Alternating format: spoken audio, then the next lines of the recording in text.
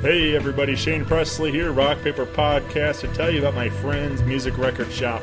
Find them at 4191A Manchester Avenue in the heart of the Grove, right between the demo and the ready room. This Friday, they've got brand new records coming in from Sam Smith, Rush, All Them Witches, Ween, Daughter, Funkadelic, Little Dragon, Misfits, Danzig, Ice Cube, and a whole lot more. All purchases are 10% off. Free beer from Four Hands Brewery. Yeah, they'll have vinyl spinning and all kinds of other things going on. They do a lot of in-store performances on Saturdays. Find all that information and more on their Facebook, Twitter, Instagram, musicrecordshop.com. I'm Mike. I'm Dustin. And I'm Kevin from Visionary Media, and you're listening to Rock Paper Podcast. Yeah. This is Rock Paper Podcast with Shane and his guests. You will listen to what he says. Shane will drive to your house and bring you brownies and talk for hours. 'Cause it's Rock Paper Podcast. Tell me why it's nothing but a podcast. Tell me why. Tell me why. All you gotta do is download Rock Paper Podcast. Rock Paper Podcast. A podcast is kind of like it's like a radio show that's not on the radio. It's on the internet. Does that make sense? Uh-huh. Yeah. That's also like my mom. It makes it sound more confusing, doesn't it? It sounds like this. Hey everybody, Shane Presley here, Rock Paper Podcast with the guys at Visionary Media. How's it going? Hello. Welcome to the show, guys. Thank you for having us. Again. Yeah, a little deja vu. We tried to sit down up at Tattoo Dog. Shout out to Tattoo Dog for being a host for the first part of this show, and we had a little technical difficulty saving and lost everything. So here we are. We're back for round two. If we sound really well rehearsed, Yeah. that is why. We know what not to say. We had a nice practice run. It was a good try, guys, and we're back to do it again. They're for real deal this time. No more mistakes. No more technical fatal errors. But yeah, you guys want to say hi and introduce yourself? I'm Mike. Don't know why I waved. Did it again, second time, and I still waved. Mike Randman. I'm from Washington, Missouri. Hello. I'm Dustin Hook. I am from NoCo. Deja vu. It is deja vu. And what's going on? My name is Kevin, and I'm also from NoCo. I don't know why I waved. That was funny. Yeah, it's funny how many people do that, though. Like, do you forget that it's just a visual platform, or no visual. Yeah, that's all audio. But yeah, like so many people like doing hand gestures and things and various whatever, and it makes me laugh. So. Well, for some reason, I keep looking at the microphone when I talk. Yeah. I don't know why. Yeah. I should be looking at you. We're talking to you. Yeah. So this is exciting for me, guys. I'm I've been following some of your work, and you guys reached out and said, "Hey, let's do this," and I was excited to make it happen. And so I guess let's start where one of my first things noticing your work was Inkspot Block Party. Correct. Yeah, that was our that was the first thing we did as a group. It just so happened that the Inkspot Block Party was coming up, and it was a one of those things where it's like, hey, Coco. Coco was the guy who kind of was the brains behind the whole operation. Yeah. Hey, it's cool if we come out and film. See Yeah. what we can get. He's like, yeah. I guess he kind of saw it as, I may get some video of it, and it doesn't bother me at all if they come out. So this is one of those things we all kind of came out and did our thing. Sure. Yeah. I mean, the whole day was just incredible. We ended up having great weather for the most part. I think it rained like that all the leading up to it. Yeah, just like randomly. Yeah, it was raining like the morning. Yeah. Then it stopped and it was a beautiful day. Right. And then it just like downpoured at one point. Yeah, it Like, rained about midway through the day, but then after yeah. that, it was beautiful for the most part. Yeah. it's like no rain, downpour, no rain. Nothing in between. Luckily, most of the day, most of that's covered under the shed. So Yeah, that really helped. So we everybody kind of huddle under there. To Congregated stay Yeah. under one roof and enjoyed the music. Yeah. But yeah, just it's really cool to watch that thing grow too. Watching Ink Spot Block Party become what it is over the last 6 years, or I think it's been. Yeah. That was the first one I'd ever been to. I'd always heard about it, and every year I say, I'm going to go this year, and I just never did. But this year I was like, finally going to go. Going to get some video. Dude, it's awesome. Like, the lineup is just ridiculous. Sure. And then most time it's free or $1 or what, or, I think it was like $10 at the door if you didn't have a ticket. But that's what they've been doing in the past, most recent years is giving free tickets to sponsors and saying, hey, go out and support these local businesses. And they'll get, you can get a free ticket to the show. So if you didn't go out of your, to go to a local business and grab your free ticket, then shame on you. Pay $10 at the door. So, that was the second one I'd been to. The first one was like 3 years when it was like when Cavo played. It was the first one that I'd been to. I think Shaman's Harvest like headlined that year. I heard an ad on the radio for it, and I kind of seen it being talked about on like social media and stuff. I was like, oh, well, that sounds kind of cool. I'll check it out. And I was just kind of like, wow, this is a lot more than you hear Block Party, and you kind of get an idea, like, and it was just like a bigger production, and it was like, whoa, this is actually something like huge. Well, this year it was just I hadn't gone for 3 years, so it was just magnified. My first one, I think, was the third one, and it was the last year in the parking lot. So it all started in it was all fan appreciation days essentially, and they were friends with a bunch of local rock bands, and they brought out these guys, so I think the last one they had like a flatbed trailer out there, and they just set up on this trailer and then rocked it in the parking lot. And it was a lot of fun, but then it got to the point where they got so big, or where they needed a bigger thing, so they moved over to the fairgrounds, and it's been growing. I mean, that's when they reached out and they got, like you said, like Shamans and Cavo, and Hurt played 1 year out there, which was pretty awesome to see Hurt for $1. You don't get that every day. Right.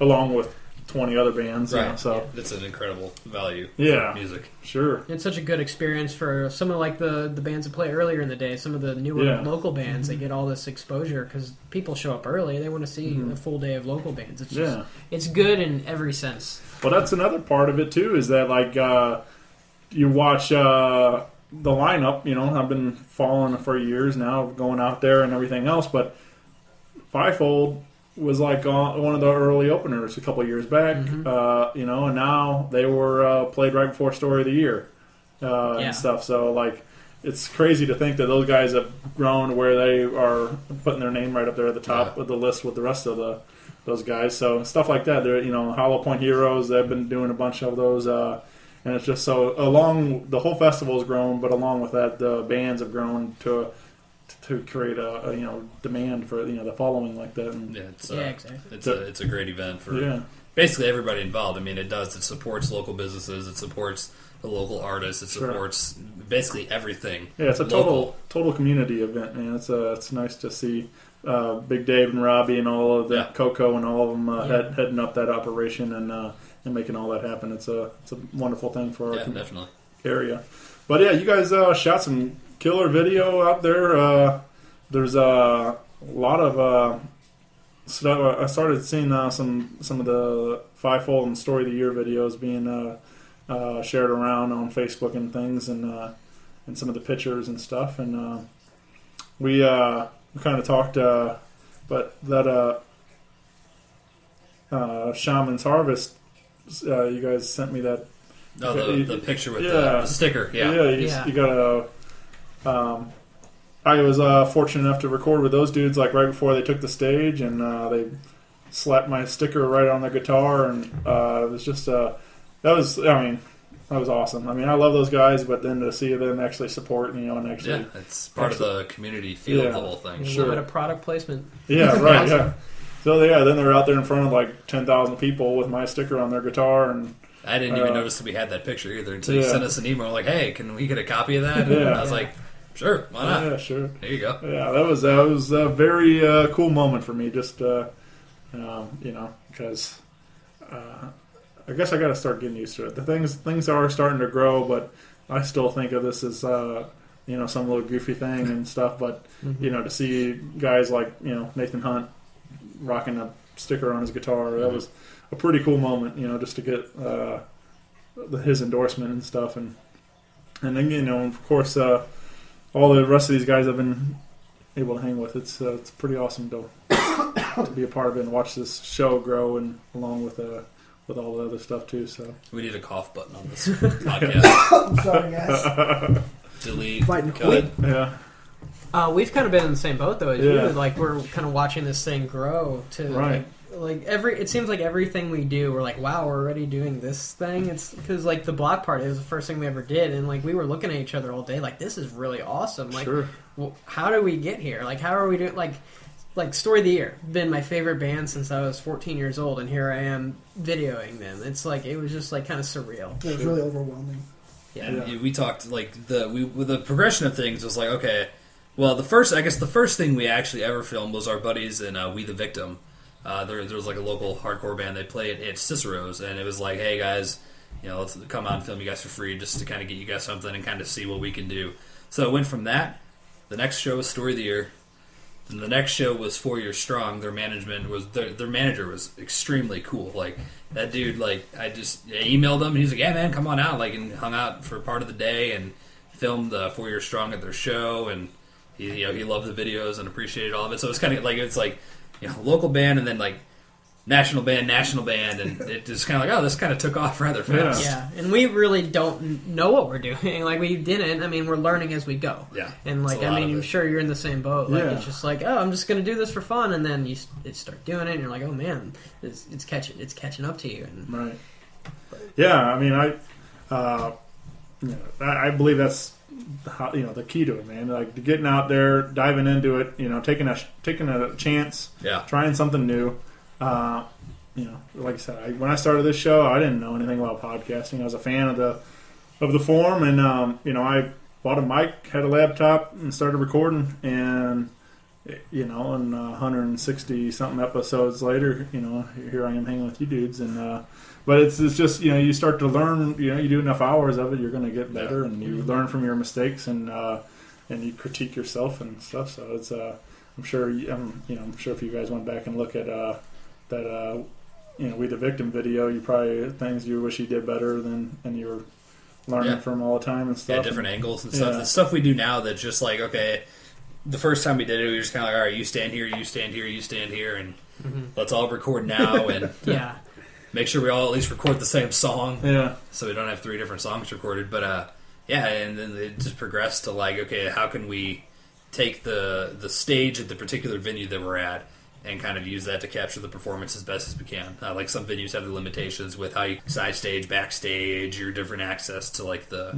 different vantage points on the stage. So we're kind of limited to that. Just trying to make it look as good as we can and give the band something that they can have like not only a high quality, mainly just like a high quality piece to kind of promote what they're doing. Right. I mean I think that's key. To also to grow as for your band is to have high quality video to pass around. Like these camera videos are cool, for what they are and things, but exactly. From your phones and stuff. But to have a nice high quality video, even if it's like just a live performance and things, to have that to where you can kind of start sharing around and introduce people like, hey, this is what we do. And especially even if we want to start doing road work or anything, you can send a video to a club saying, hey, here, here's a shot of what we do and stuff. So yeah, that's just kind of the way it is now, though, with social media and everything. Mm-hmm. Everybody wants some kind of product to see, like visual. Like nowadays, nobody's going to go see your band if they don't know what your band is like live. Yeah, everybody can YouTube you and find out get a taste of what it's like, something, So, and it's great to have like a pretty decently high quality video for people to see. Same way it's having high quality recordings. Yeah, sure. Mm-hmm. It's kind of the same aspect. Like a band can go from sounding good to sounding great just by the quality of the recording and then just how it's recorded. It can be the exact same band, exact same song, 2 different versions, and it's like, wow, that one sounds radio ready, professional quality. This one sounds still good. Like it's still a really good song, really good recording, and it's just the different quality, and it kind of steps things up. And that's kind of what we were looking to do when we started. We started, this past August was kind of like when we got things off the ground. Late summer, I kind of came up with the idea that hey, I want to kind of start working with some different video stuff and different media production. So I reached out to Dustin, who we've been best friends for like 10 years. We've played in a band since 2008. Broke up a few years ago. But for 6 years, we were playing in a band, and we had people come out and film us, do pictures, do videos, and we just weren't really... I mean, we were happy with the final product, but it just felt like there was so much more that could have been done, and better quality, better prices, better turnaround time, just kind of everything. Like the experience is better, and so that's kind of when it's like, hey, let's see what we can do. Yeah. And then I knew he grew up with Mike. Yeah, I've known Mike since we were like 5 years old. We were in kindergarten together. Playing t-ball. Here's a fun story. You know how you're in elementary school and they have I don't know if they did this for you guys, but everybody will have their name on a sheet of paper and there's cards. Like the green card is you've been a good kid today. Did you get a punch him in the face? No, it was stupid. There's the yellow card for that's your warning, or red card. Yeah. You probably don't remember the story. I'm trying to think of So we were sitting in class and I look over at Mike and I just stuck my tongue out at him. Just for fun. I wasn't trying to be mean or anything because we were friends. We played baseball together and stuff. So I knew him and we were buddies. And the teacher gave me a yellow card for sticking my tongue out at Mike. That's my first. That's one of my first memories of Mike. So. Fun story. Great. Yeah. I had a similar experience, a little more violent. Didn't you throw a desk at a kid? Yeah, that was in high school. That's different. You don't flip your card in high school. No, in elementary school, we were having silent reading time. And my friend hit me in the arm, so I hit him in the face with a book. And I went straight from green to yellow to blue, which is a phone call home, and I cried. Oh, man. I cried for a very long time. It was disappointing. He actually just got done crying before this. Yeah. It's been years. I'm devastated. Can't look the guy in the face. Just haunts me every day. Blue card. So devastating, man. It's I never do anything to get in trouble, and when I do, I just punch somebody or throw a desk. And after that, he didn't care. He's like, I'm going to be a bad kid. He started cooking meth. He all that stuff. Yes. He turned into Walter White. Yeah, that's me. Me in a nutshell. Kevin doesn't cook meth. Anyway, yeah. So yeah. So I've known Mike for a long time, and tell your story. Well, I guess I started doing a long time ago. some graphic design work for these guys when they were in their band, and I did the drum head for Kevin for when they were in Between the It's Rivers. a really sweet blues logo. Yeah, It's awesome. It turned out pretty sweet. But then, he contacted me and doing a logo for their Visionary Media, and I was like, yeah, I can do it. And then I told him, hey, I ended up changing my major to photography, and I got a camera. I can help you guys out if you need it, and kind of wrote itself. Joined up with these guys and at it ever since, and it all worked out pretty well. Yeah, Mike used to come see our band and play. We'd play at Pops. We'd play. He'd come see us. He was a fan. He supported us, and he would post cell phone videos of us and stuff. And like you said, that stuff's really cool. I would love when we would play a show and my mom or my girlfriend would film us on their phone because we would have something. I mean, there's nothing better than playing a show and then afterwards you can see some stuff from it.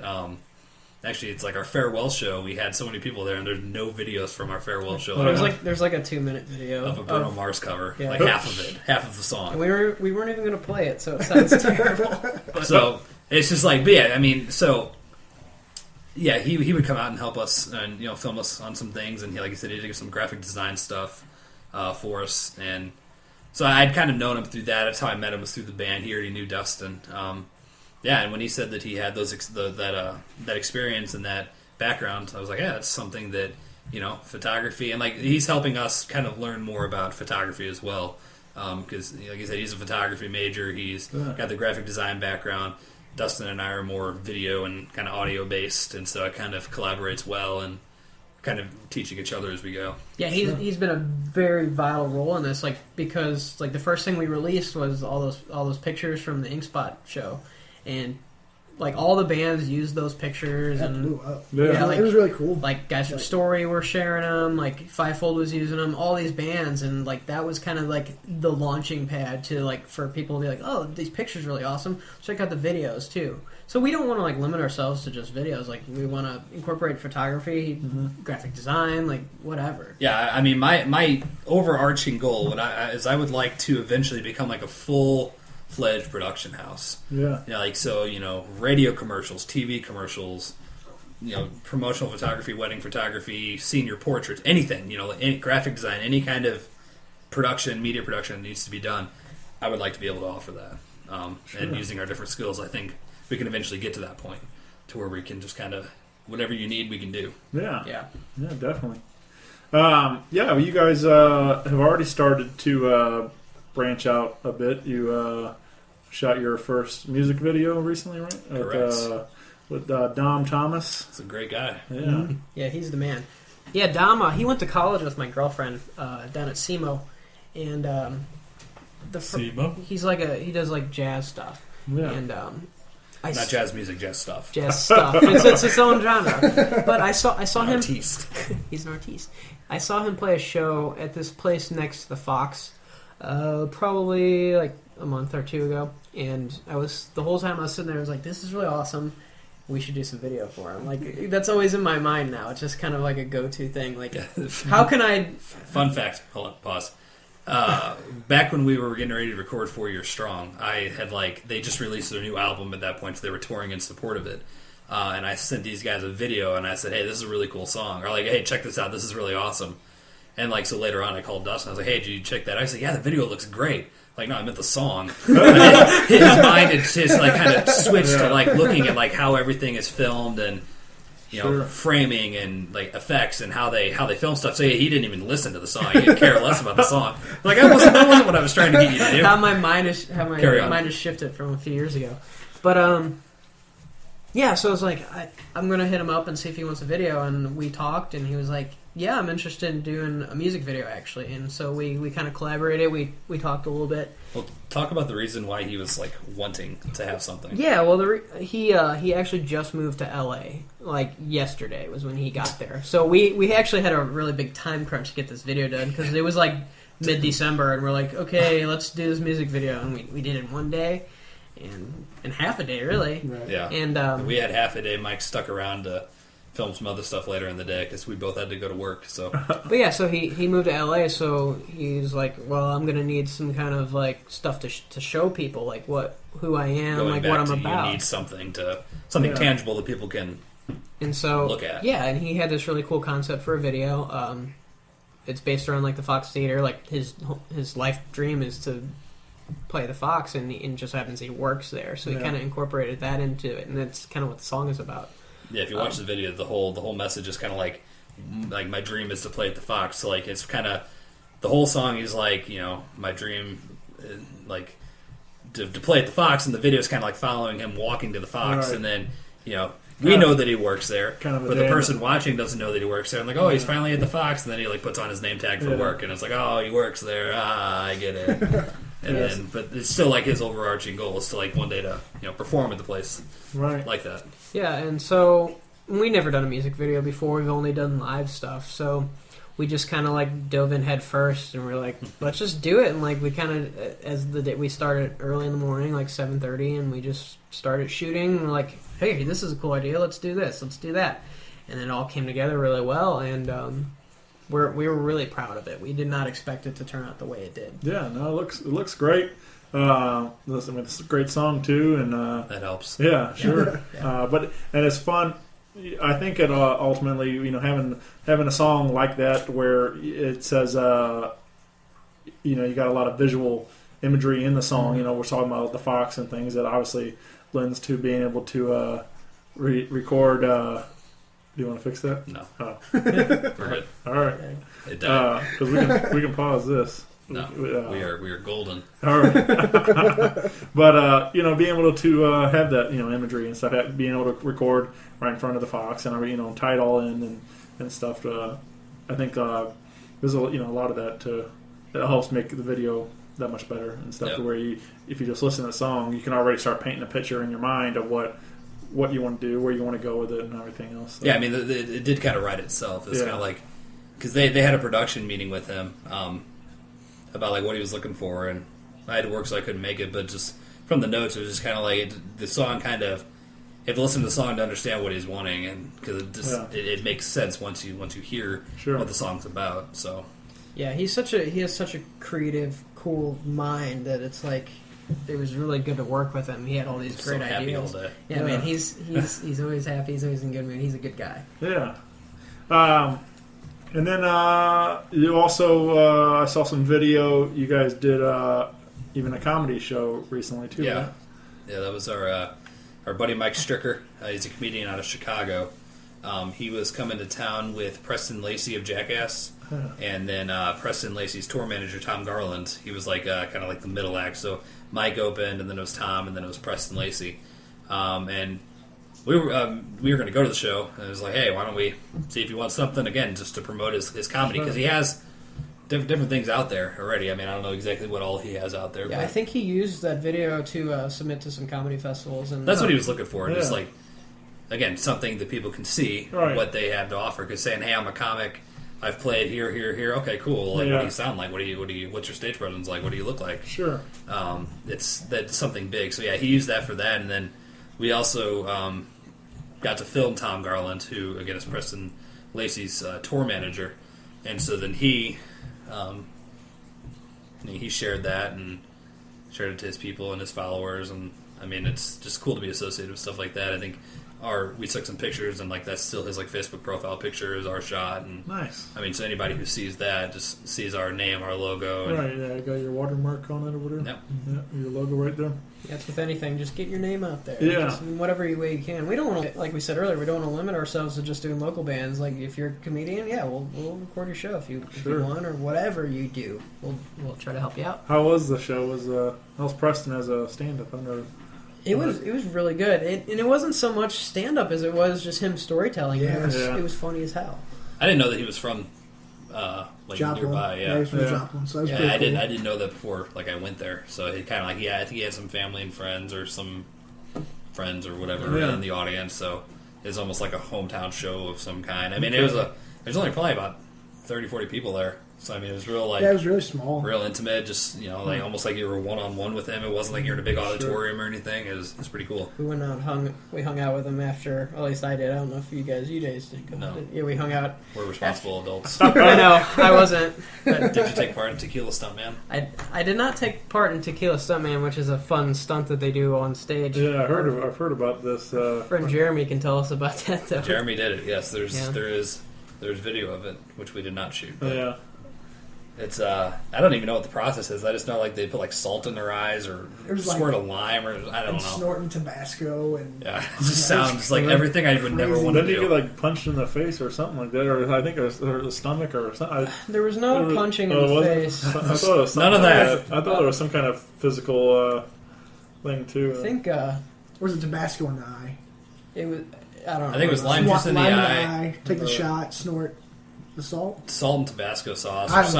It was everything that I would never do or never want to do with my life. Sounds terrible. Besides maybe the shot of tequila. That's tolerable.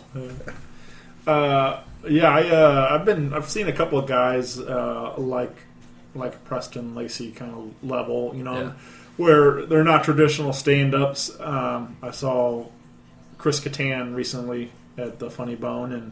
Oh yeah, how was that? I mean, actually, no, sorry, I didn't go to the Funny Bone. I drove up to Columbia to Deja Vu, and I saw him up there because I had some buddies opening up the show up there, and But it was cool. I mean, he's not a comic. He's not necessarily a stand-up. He was doing a lot more storytelling stuff, and it was fun. I mean, I met him. I got a picture with him and things, and all that was, it's just all that stuff's kind of neat to meet somebody you've seen on TV or movies or for sure. that kind of stuff. People you're a fan of, but as a show, it was.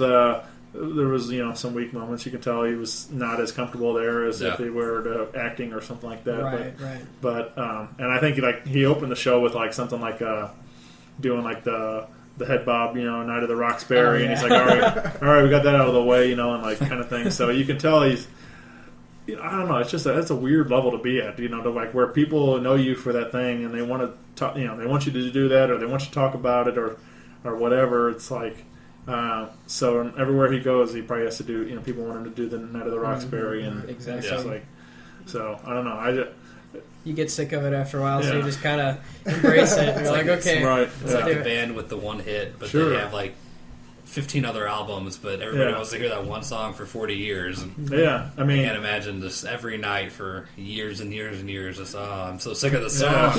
Everybody wants to hear it. I think I didn't go. I was a little before my time, but my buddy told me a story of seeing.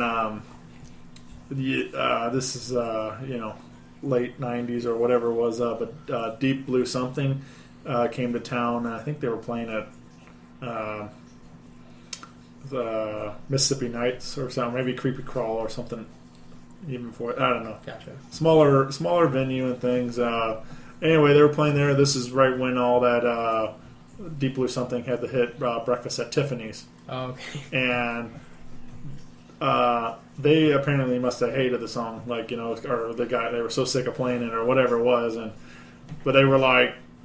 They were like, okay, for all of you that showed up to hear Breakfast at Tiffany's, we're gonna here it is. It was the first song they played.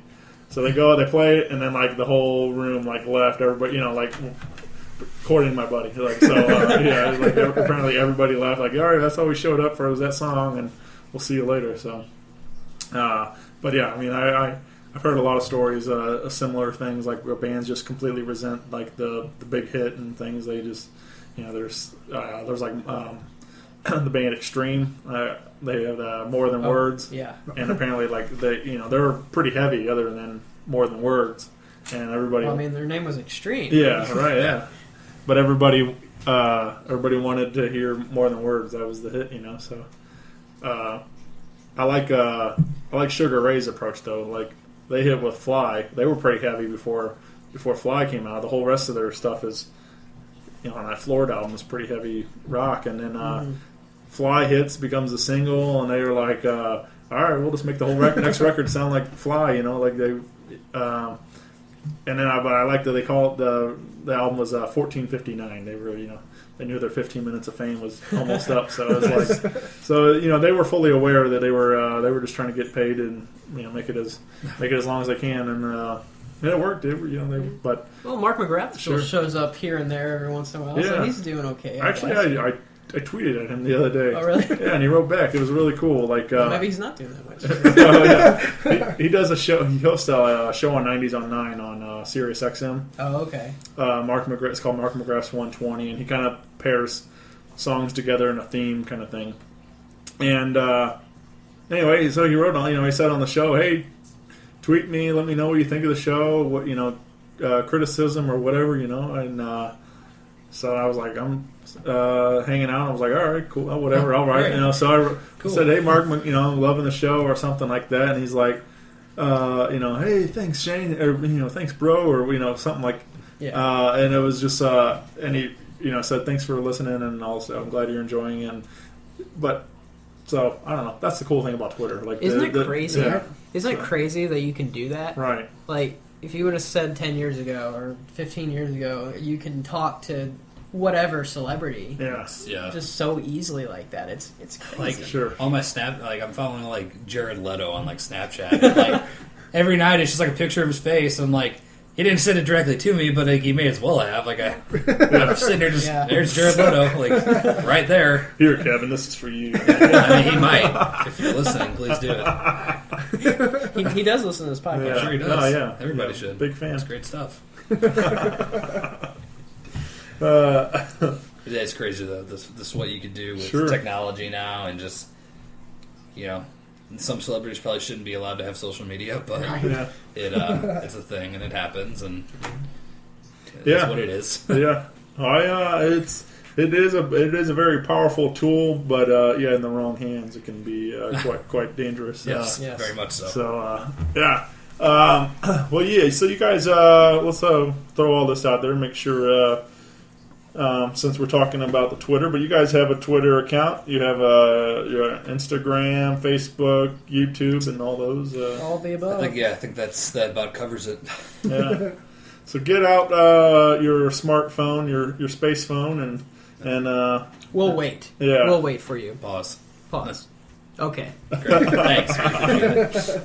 But so you guys have a ton of great video up on the YouTube channel there.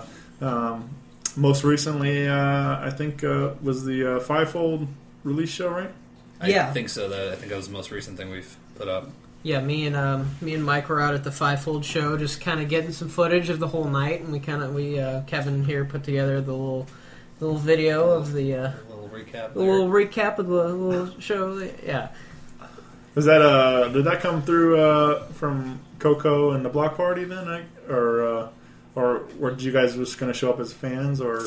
Well, we so I guess starting technically with the Block Party, Fivefold was one of the bands that we put something together for, and we just kind of at the Block Party, we didn't really have any kind of overall like goal. It was like, all right, well, I knew we were going to put together a highlight of the whole day. So like there's a video on our YouTube channel and on our Facebook page that just has, video of all the bands, all the merch that was set up, just kind of like the whole day recapping the whole community feel of all the bands working together. And it was like, okay, well, let's kind of just take this opportunity and maybe record some full bands and just like let's put a couple live songs together and just kind of picked out some random bands. So Fivefold was one of the bands we did, and the feedback we got from their video, like they all just love it. And I think Coco said to me one time, like whenever anybody like asks, like, oh, what is your band? What is your band? He's like, I show him your guys' video and say, this is who we are as a band.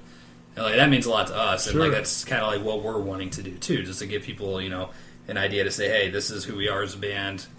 Check it out, because it's just you can listen to a song all day, but I think we mentioned earlier, it's more than just having music. Yeah. It's a whole Well, package. for them, man, they got such a good live show with Yeah. the energy and then the light show that they have. Light is just- setup, there's it's just just crazy. confetti cannon. Well, they the Fivefold in particular totally stepped it up a notch with their stage production. I mean, Yes. it is a full-on show. They got I think it's LG is the name that does lights or something like that. I can't remember his name. I forget, but I think that guy doing a wonderful job with all the lighting and everything, and but yeah, just let alone, like I said, we're echoing the band sounds great, but to have the lights, the whole stage production that they have going on, and then to have great video capturing all that is it's all pieces of the puzzle. So starting with the Ink Spot Block Party, we filmed Fivefold,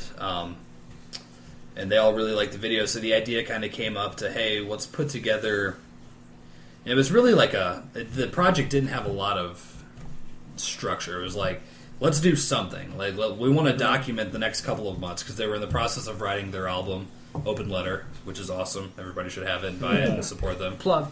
Yes, you're welcome. No, but it's a great record. So they were in the process of writing the record, recording the record, and then they had the show in December, the release show. And then I think at that point they were just about to be announced on the Story of the Year show, or had just been announced. I don't remember the time frame of that. But just kind of document the next couple of months on kind of like where they were heading and what they were doing. And so it was kind of like a big process. I mean, we went to the studio and filmed them, tracking a couple songs and just kind of recording the album. And then it just branched off from that. And so it was like, okay, we'll come to the release show and film some stuff.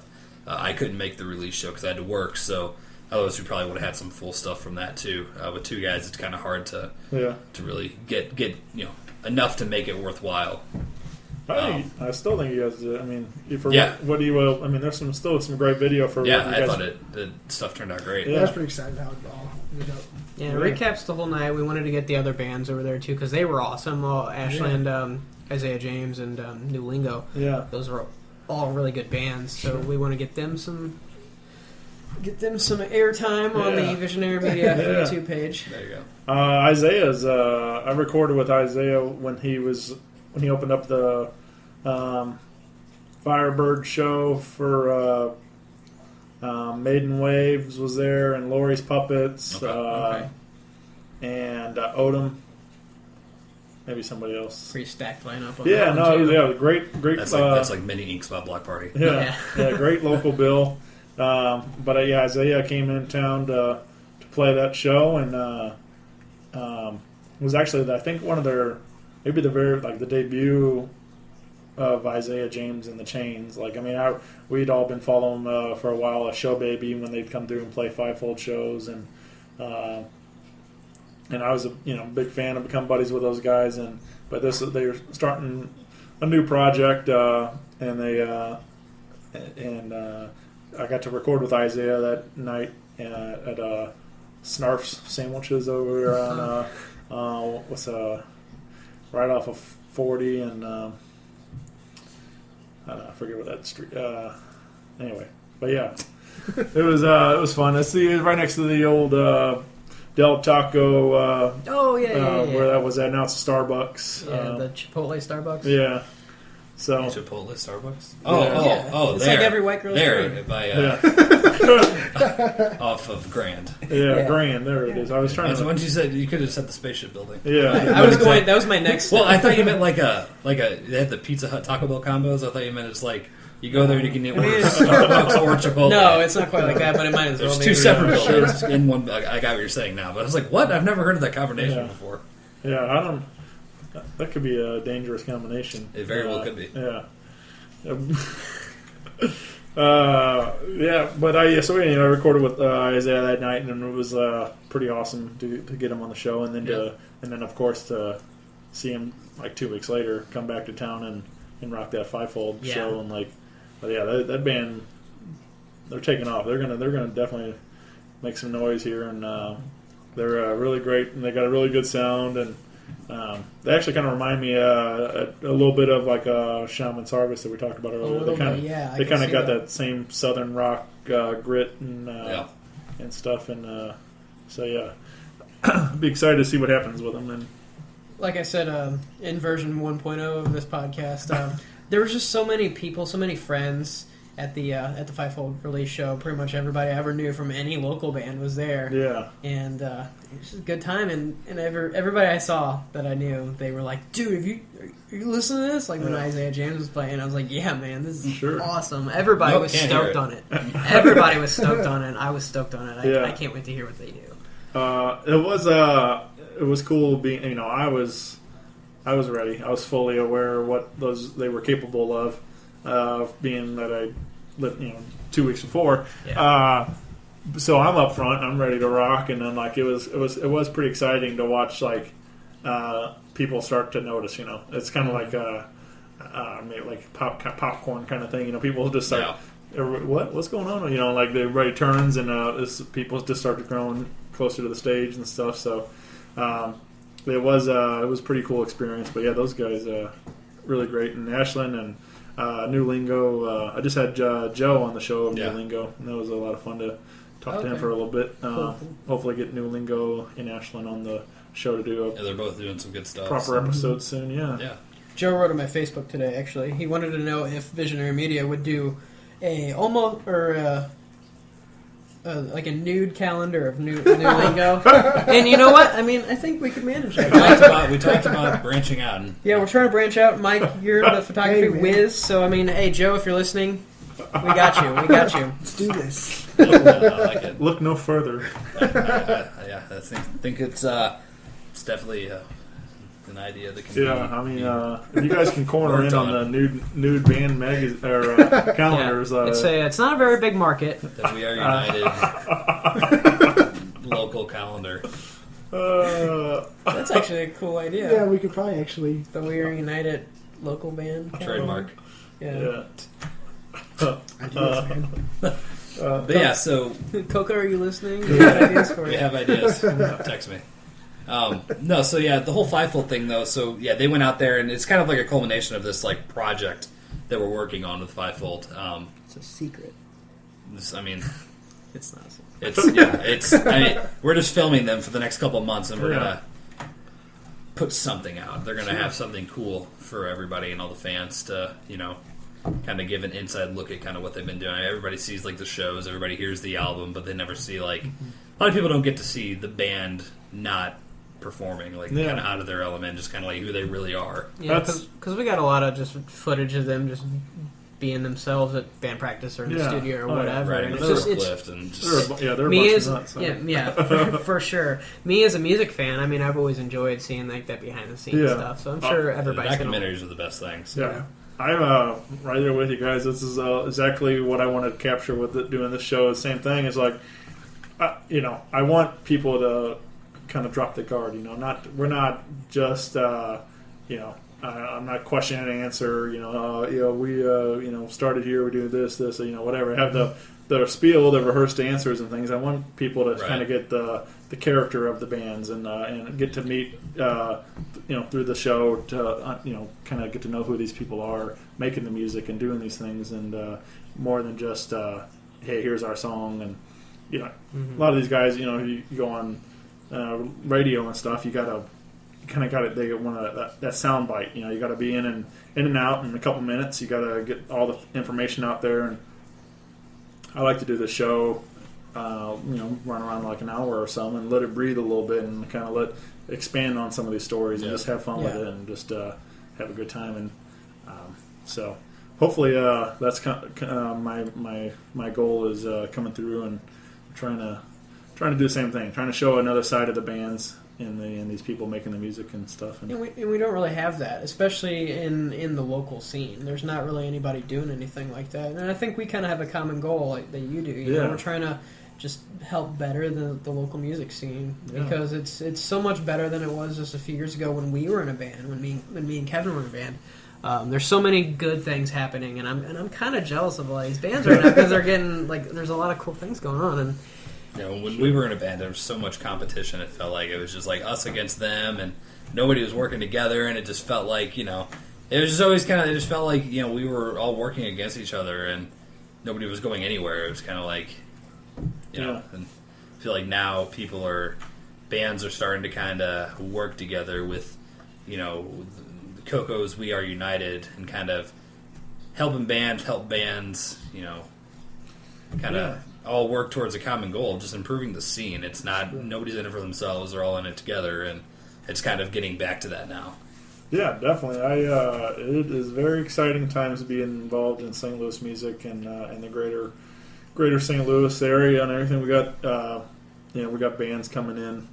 They call St. Louis home. From I know like Midnight Hour lives in like Cuba, Missouri, so they drive up and play St. Louis. And I went to talk to Odom. They live out in Muscuda, Illinois, and they so there are a lot of bands coming from outside of the coming in to play St. Louis. So we have a pretty wide range, but it's just exciting times to be involved in. Like I said, we all do have to work together. We all benefit, if we're all putting on great shows and creating some great video and podcast or whatever. It's all part of this, So we all have our, spot where.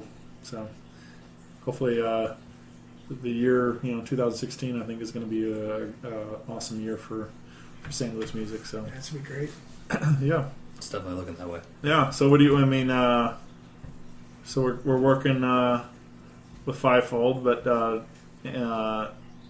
anything other like what would be like a goal? Like where would you guys be satisfied in 2016? Like what was something that like a dream thing that you would want to have? I mean, you've already got Story of the Year and stuff like that. Yeah, right. I'm done. Yeah. No, man. Yeah, I don't know. It's working with Coco, and we're starting to work with Pops for the Point Fest battles, the Road to Point Fest. We're going to start being involved with those from here moving forward, and being out there filming bands.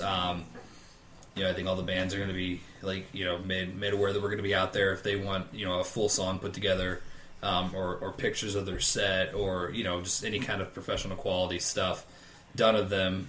They can get with us and schedule that out because we're going to be out there. Other than that, we're just going to be filming for Pops and for the Road to Point Fest and the whole local scene at Pops, trying to work with them. And I mean, I think that'll translate to hopefully working Point Fest and helping with the local stage too, because again, bands that play that, they're going to want some not only documentation for themselves and kind of stuff to look back on, but again, it's people that can't make it out to the show, like, hey, this is something cool, like we're playing a big festival at a big venue.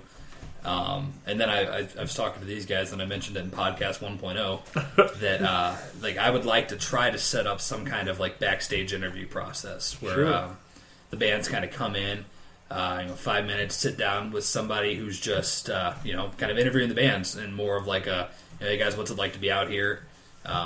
It's kind of talking about the day, and kind of it's something that if they ever get to the point where they're headlining Point Fest, for example, and they're just a touring band that's playing on the main stage.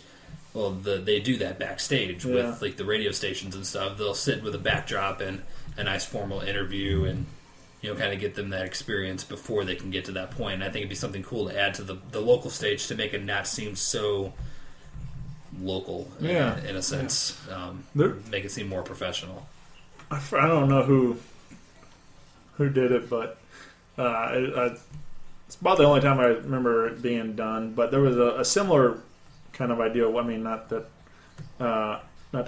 take away from what you guys are trying to do. Obviously, it's needed, and it's a very cool thing you're going to do. But there was somebody, I remember a couple years back, because like I said, I've been following these bands for several years. I remember seeing a video Exit 714, Fivefold, Hollow Point Heroes. I know what you're talking about. Yeah, and it was just a little. They're all kind of sitting there on kind of layered, and on a couch there, like that, and something similar to that. But it was just as a fan, I loved it. It was cool. Yeah, and I'm sure the bands appreciated stuff like that. Again, it's something to just help promote them, and it's an experience that they get. I know our band played Point Fest in 2012, and it's a cool experience. You pull up to the venue, you got your trailer, you got all your gear, you guys are all jacked up to play. You get to go in the gates before everything opens. You load in, and you're in the venue before people are still sweeping up, getting stuff ready, sound checking the main stage, and it's a cool experience. And then after the doors kind of open, you promote yourself when you're playing, where you're playing at, and it just kind of and then you play, and that's it. And I just kind of want to make it feel a little more, I don't know, just more of an event than it is. Yeah, more of an experience, an event, and hey, we're playing Point Fest. Here's a backstage interview at Point Fest, an all access type thing. Yeah, man, that's gonna be cool. I'm excited, man. There's a lot of great music. I mean, you if you haven't been down to the Road to Point Fest, go down and check it out, because it's there's a lot of super talented people making some noise in the scene right now. Just had City of Parks on the show. They're going to be down there representing. Blake's a good friend of ours. Yeah, Blake's a good dude. He's man. a crazy man. Yeah, he's up there doing high kicks and stuff during the story. He was one of the bands we filmed at. Blake is not a band. Right. He probably could be, but we filmed City of Parks too at the Ink Spot Block Party. So that was a band that we worked with then. Another band that we like to work with more, and just with everybody in the scene. But yeah, Blake's a good guy. Check out Diamondback Kings. They'll be down there in the Road to Point Fest also. They're from my neck of the woods. Yeah, they're based out of Washington area. Down the middle of nowhere. Yeah. Exactly in the middle of nowhere. Oh yeah, they are. And I went out there and recorded at their home, definitely out in the middle of nowhere. I had a real difficult time even GPSing my way back home, because I couldn't get any signal. It's definitely on the sticks. But I love it out there. I mean, that's beautiful country out there. It's nice to be able to have a little space in between your I'm from one country boy. I've been lived out in Wentzville all my life. It's watch it growing up. So it's I enjoy a little space and not houses stacked on top of each other everywhere. And right. So it's nice to. But yeah, anyway, go out, support local music. Go down to Pops, check out some of these local guys doing some great stuff, and you can meet these guys down there recording. So yeah, come say hey. Well, dudes, this has been a lot of fun, man. I appreciate you doing this again. Good stuff. Yeah. So again, if you want to get in contact with these guys, Visionary Media, reach out on Facebook. That's probably the easiest way. Yeah, everybody's got Facebook now. Yeah, I mean, you can email us at visionarymediainfo@gmail.com if you so wish. That just, from everything I've seen so far, just Facebooking is way, way easier. Yeah. You can do everything you can Sure. anywhere on Facebook. You probably find us individually too. You can send money on We're Facebook. there. Yeah. Yeah, send me individually money. We have a group chat for the company on Facebook, and every time I log in, it's like, send money to Mike Randman. I'm like, no. I don't want to send money to Mike Randman. Yeah. And then go to YouTube and subscribe to their channel. Yeah, we upload everything there. We try to kind of cover all platforms with it, so we'll upload a video to YouTube, we'll upload it directly to Facebook, we'll tweet it out, and then usually with Instagram we'll try to post some kind of, either like a still of the video or a little 15-second clip of the video. Sure. Just to kind of say, hey, here's this, and our goal is to help promote the company, the band, the comedian, whoever we put something together for. Yeah. Our goal is to promote them. I mean, it's not just, we're not trying to, promote us. Yeah, it's right. not all about us. We're Yeah. trying to help them. That's the kind of the point of what we're trying to do here. So Definitely, man. Yeah. So I mean, if you hit us up and we can talk about pricing and stuff, and we're pretty negotiable about that. No, we're not. Not at all. It's a stiff whatever price. No, but like we said a million times, we're here to help the bands. We get it. We totally get it. I mean, we've been there. We've done that. So I mean, yeah. I mean, Sure. we can work with you. You can do whatever you want to do. One thing, If you want to do a nude calendar, like we know what to do, we'll help you out with it. we can totally do that. That's all that's been in my mind since we mentioned it 10 minutes ago. Yeah. But I think that's. I mean, I feel like those are some of the best. Companies or whatever. People that get it. People that have been there. Like you guys were. Played. You understand what it's like coming from a musician standpoint, or various things that usually like clubs that are ran by musicians or comedians or various things. It's like they run everything how the artist would like it. So it's you guys are trying to make it as affordable and easy as you can because you understand what these guys are going through and where they're at and stuff. So I think that's I think that's huge. One thing that I would like to stress, and whatever you're looking to get done is something, we want to make sure that you get what you want and that your money or whatever is spent well. So with anything, especially if it's something like a music video or some kind of something that takes more production than just like a live video, we're more than willing to have production meetings, kind of sit down and make sure that we understand what you're looking for. At the same time that they kind of get what we're looking for as far as like their performance and stuff. Just so everybody's on the same page. Everybody knows what so we don't put something together and you're like, hey, this isn't what I paid for. Like I don't want to run into that situation. So we're all on the same page. Like I said, with the music video, they had a production meeting with Dom. It was a pretty simple concept. It took one meeting, and if you listen to the song, you kind of get what the video is. And so it kind of played itself out. But we want to make sure that you get what you're looking for, and Sure. Make sure that the final product is something that you're not only happy with, but it's basically exactly what you want, and not it's good enough. Yeah. Like, I don't want to be good enough. Right. Yeah. Well, guys, I wish you the best of luck with everything. Like I said, we're off to a great start for 2015. You went doing Block Party and Fivefold and all this stuff, and so I'm excited to see where 2016 takes you now. And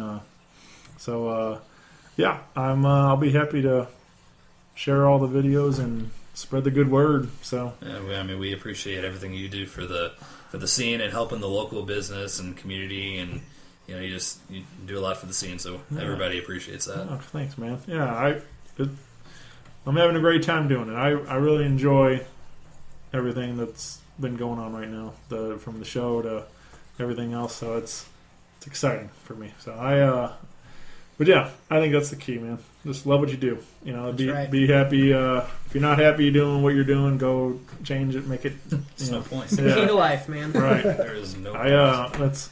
I'm sick of my day job, so I'm trying to get out and create something that I enjoy doing. I think in podcast 1.0 we had a couple different life mottos. Oh yeah. But I don't remember what they are. Well, my number one life motto is "fake it till you make it." That's what it was. And that's what we've been doing, and it seems to be working. Yeah. So and having a blast doing it too. Yeah, a lot of fun. Sure. I live by everybody Wing Chun tonight, so we're gonna do that after the podcast. Yeah, that's my motto. I'm gonna. But yeah. Okay, guys. Well, we'll close this thing out. Thanks so much. Again, Facebook, Twitter, Instagram, YouTube, Visionary Media. Keep an eye out for a website coming soon. Yes, indeed. Yeah. Working on it. All right. Thanks, guys. Thank you, Shane. Thank you, sir. Rock Paper Podcast. Rock Paper Podcast. Rock Paper Podcast, y'all.